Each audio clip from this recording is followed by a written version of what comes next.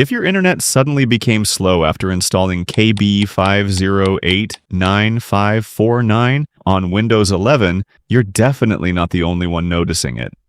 Right now, though, this should be treated as user-reported troubleshooting and not a confirmed universal Microsoft issue. Your network settings or something outside Windows entirely.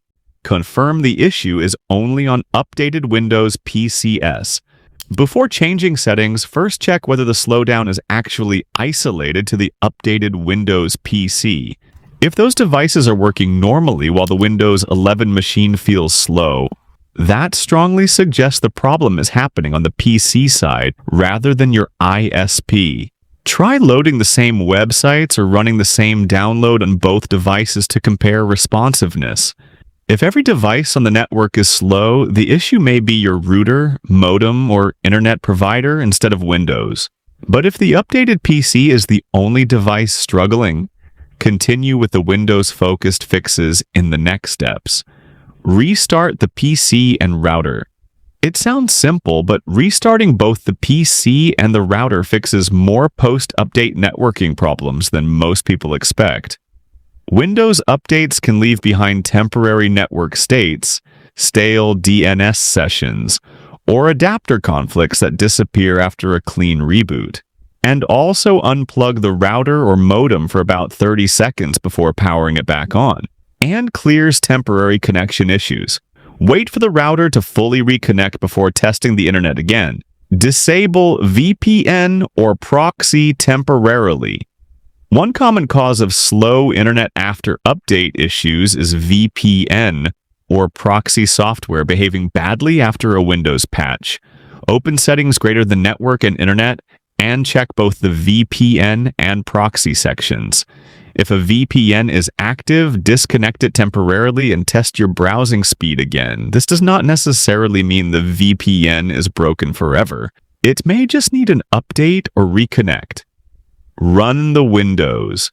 Network troubleshooter. Windows 11 includes built-in networking troubleshooters that can automatically detect common connectivity problems. Open settings greater than system, greater than troubleshoot greater than other troubleshooters, and run the internet connections troubleshooter. These tools check for disabled services, broken adapter settings, DNS issues.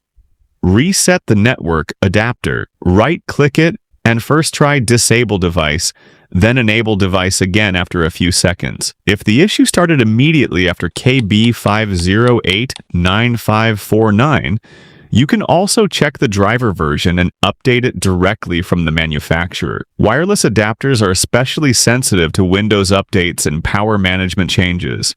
Refreshing the adapter often restores stable speeds and reduces packet delays caused by driver conflicts or corrupted sessions. Flush DNS and reset networking commands.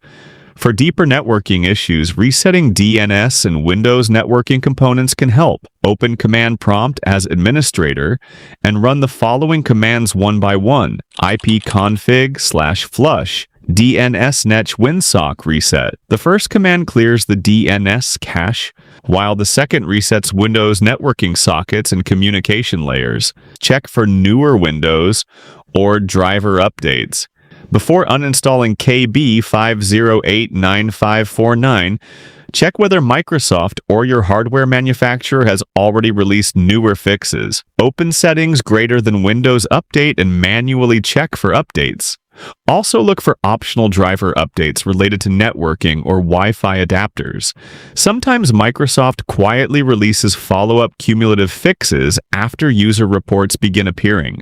Laptop manufacturers may also publish updated Wi-Fi drivers optimized for newer Windows builds. And finally, check for newer updates or drivers. In many cases, the slowdown comes from networking conflicts or outdated drivers rather than the cumulative update alone. Taking a careful troubleshooting approach helps avoid unnecessary rollbacks while restoring stable performance faster. If this guide helped you fix slow internet on Windows 11, make sure to like the video and subscribe to TechFix guides for more practical Windows troubleshooting tutorials. And in the comments, Tell me, was the issue your VPN, the driver, or something else entirely?